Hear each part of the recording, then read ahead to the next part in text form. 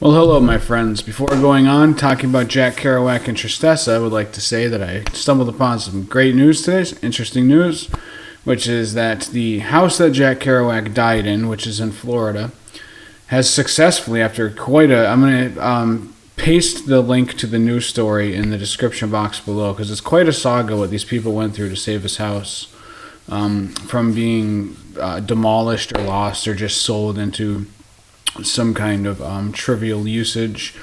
These people went through quite a lot to preserve that house. They still are hoping for more help to get it actually officially designated as a federal historic landmark, which would protect it even further. I'm also going to pin the link to that PayPal. I believe it was a PayPal that they sent me to donate money if you so choose.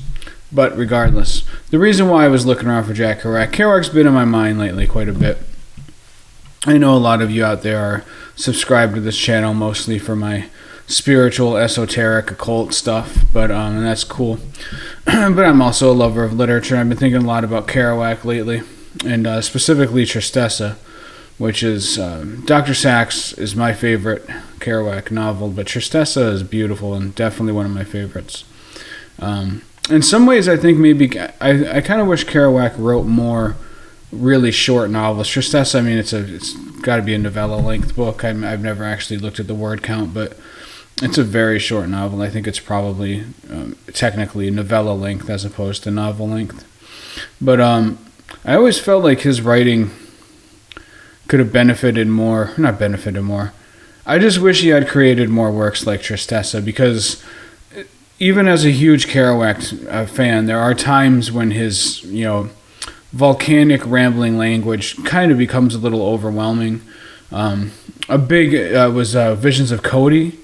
That was a book that there were several. That was one of the few Kerouac books that I don't know if I finished that book. For being honest, there's just there were parts where it was like, dude, you're talking about 3 pages of listing every item in a cafeteria, like every food item in a cafeteria, just got a little excessive. I really liked Kerouac when he was condensed into shorter packages, but obviously his books, he was great all around. But I always loved Tristessa. It was just an absolutely. I felt like his prose. I don't think there's any book where his pure prose was better than Tristessa. Just beautiful, condensed, powerful language. And also, it was a great stage for Kerouac's, that incredible sense of compassion that he felt for suffering in human existence, which is I think it was the window that most opened up the really beautiful parts of his writing and his insights, which at its best, in my opinion, was a spiritual experience to read Kerouac's discussions on human suffering and the nature of reality and on forgiveness and all of those types of things. Tristessa, if you haven't read Tristessa, kind of one of the things I want to get into in here. So Tristessa, it's about his experiences with a prostitute in Mexico who was also a junkie. I believe it's heroin that she was addicted to, but it might have been like methadone or something. Not really. I don't remember the details to that. I actually am going to be rereading Tristessa again soon. But and so she lives just in squalor. It's a very bleak and it's not a pretty existence. And yet, as anybody knows who reads Kerouac, he had this way of being brutally real and idealistically romantic at the same time. Although I don't know if idealistic is really the right word for it. But he had a way of elevating suffering into high art. I mean, really, I think that is the central foundation point to the beauty of Kerouac's work. In that, but it wasn't. I think Kerouac is often perceived as romanticizing those things for the sake of romance. Like I think a lot of people, and I actually made a video about this previously called something like "The Truth of Jack Kerouac and Why It Matters," which is strangely, I think that thing's up to 2,000 views, which is pretty wild. But in that book, I talked about how I'm not actually fond of romanticizing drug use or alcoholism or even just an aimless, rootless existence for too long. There's periods in people's individual lives when that's called for and that's necessary. But in general, I don't actually believe it leads to very much happiness or personal satisfaction. It's just my take on it. But I don't really agree. Kerouac didn't romanticize it in the way that, say, like a rock star romanticizes a rock star lifestyle of debauchery and excess and drug abuse and alcohol abuse. It wasn't like that. It was what Kerouac did was at times he talked about the exhilaration of being on the road, the exhilaration of life, especially when he was a younger man. You know, the go, go, go, go. And in that aspect, he did romanticize it. But it was much deeper than that because he was really looking at the inherent tragedy of human existence in the sense that we're all going to die. Life is suffering, as the Buddhists say. But also has Kerouac in his Catholic-informed mind. Kerouac also looked at existence as kind of inherently fallen, inherently tragic, inherently full of pain and separated from purity and from God. And that's why I always consider Kerouac a profoundly spiritual writer and a fundamentally spiritual writer, even when he wasn't actually making a point to try to write about spiritual topics. I just feel like it bleeds through in all of his writing. And that's why I definitely feel it fits on this channel, personally. But so romanticizing it not in a trivial way, but more penetrating it, looking deeper into the events and looking for the beauty inside of them and the wonder inside of them, but also the God inside of them, the forgiveness, the redemption inside of them, the infinite cosmic beauty inside all of these events. Even the infinite cosmic beauty in a dying, drug-addicted Mexican prostitute sleeping on a mattress on the floor in a drug den, basically. But so it was not too long ago that I discovered that the woman in Tristessa, well, all of Kerouac's novels, except for Dr. Sachs, which was much more fantasy, Kerouac's novels, they were based on his life. They were really basically just memoirs, except that he changed people's names and he changed some key details, mostly to protect people and to an extent to protect himself. But really, they were all memoirs. And so, obviously, when you read Tristessa, you know Jack Kerouac, you understand that this is based on a real woman that he knew. And yet, at the same time, maybe because of the gap of time and the gap of just being a reader of somebody else's life, there's still that gap of, it was still like a fantasy. It really never occurred to me. I mean, that woman that he was talking about, that's a real woman. Not only is it a real woman, but we know who she is today, and there's actually pictures of her on the internet. And here, I want to make sure I get her name right. Her name was Esperanza Villanueva Tercerero. She is Tristessa. By the way, Tristessa apparently is a slight change on the Spanish word for sadness. So if you look her up on the internet, and actually I'll paste this in the description box below, you can see her. She's a real person. And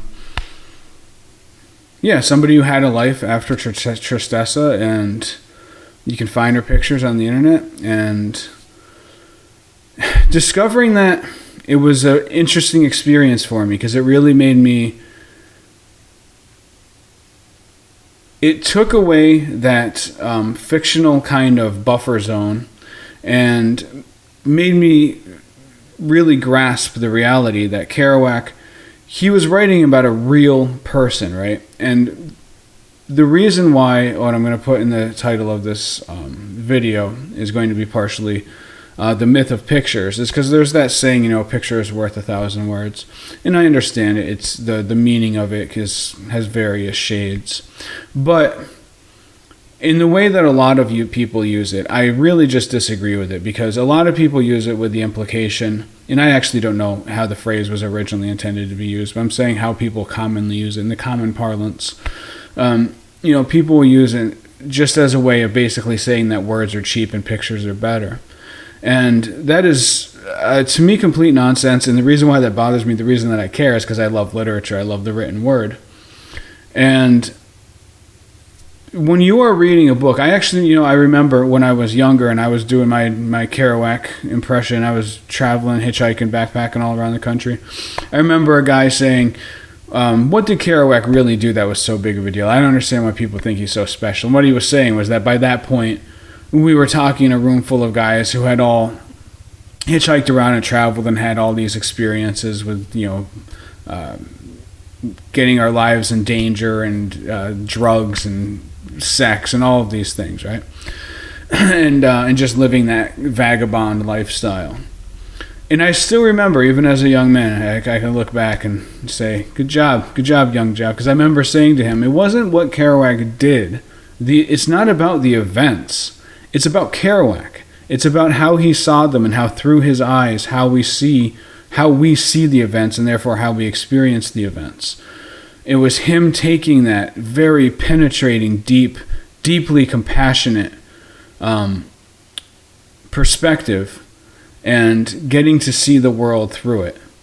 That's what it's about. It's not just about a picture. It's not just a guy who at the time didn't have a video camera and so then had to resort to the written word, to this inferior form of expression. That's not it at all. The written word through Kerouac coming out of his fingers, that it creates a different product, a different experience, a different art than if he had just filmed it.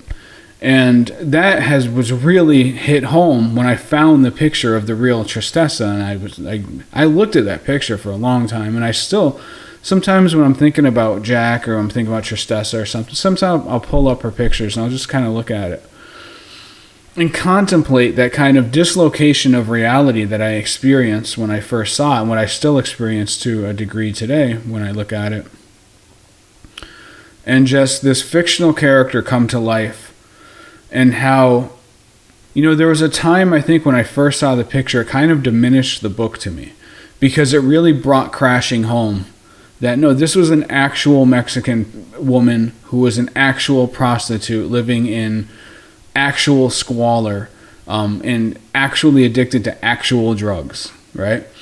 And it's like, how can you really romanticize that, right? And I still, as I've grown older, some people actually were offended at the previous video I made about the truth about Jack Kerouac, because I think it is important to remind younger people, like, hey, if you want to go have some adventures, that's cool. But remember that the Jack Kerouac that wrote On the Road is not the Jack Kerouac that died in Florida decades later. Like, he was a younger man who hadn't learned all the things that he was going to learn. And that way of living, in my humble opinion, does not lead anywhere but suffering. And I don't think it's a constructive way to live, personally. I'm not trying to judge anybody. If everybody out there, you all live however the hell you want to live, man. I just, in my experience, as somebody who did live like that and who would meet a lot of older people who had continued living like that, it didn't lead to many good outcomes from what I could see. And so, yeah, I kind of lost my track of thought there a little bit. But, and so then coming back to Tristessa and the realization that this was a real woman, a real person, and how that kind of obliterated that wall of irreality, which made it harder for me to see the events the way Jack saw them, was the whole thing of what made Jack's art beautiful, right? If you take away Jack's perspective, it's mostly just a bunch of people doing drugs and getting drunk and doing stupid things, and really none of it's really all that interesting. It's Jack's eyes that make it interesting. It's Jack's soul that makes it interesting. And so when I first saw the real Tristessa, it kind of obliterated that wall of irreality and made it very real, which diminished the work for me. And there was a gap where all of Kerouac's work was kind of diminished to me as I looked back and just was like, I don't think that really leads anywhere. But now as I've continued to, change through life and learn and grow, I'm back to where I can see the beauty in Kerouac's writing, absolutely the beauty in Kerouac's writing. Maybe even more so now that I no longer idolize him as a person, nor do I have any kind of romanticized and silly ideas about the way that he was saying you should live. Like, I understand what Jack was as a real human being. And in that way, to me, it kind of like elevates his art. And I've gotten to see the impermanence of life. I've gotten to experience the how frail our mortal lives actually are. And it has elevated my appreciation for the perspective that Jack brought to the world, which is amazing. I mean, he is what that man did for human consciousness, for all the faults, which I am happy to talk about and have talked about, for all of those faults, still, the beauty that he felt, that earnest passion for redemption, compassion, and seeing the immense beauty that exists in this world of God, this godly realm that we call the world, that exists even in the greatest depths of suffering, and maybe especially in the greatest depths of suffering. I don't know. What Jack did as an artist is, it's, to me, something to be admired and something to be appreciated forever. But I can see it now from a more balanced perspective. And really, it can all be encapsulated in the Tristessa, and seeing Tristessa as a real human being.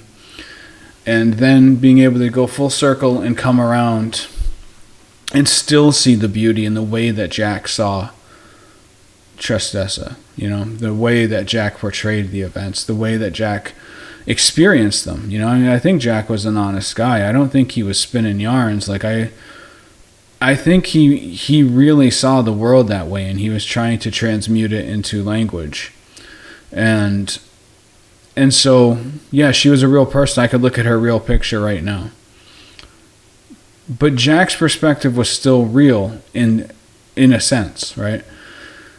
And yeah, I don't know, man. I guess that's it. It's one of those things that it feels really profound, and then when you try to put it into words, maybe it's not quite so profound. I don't know.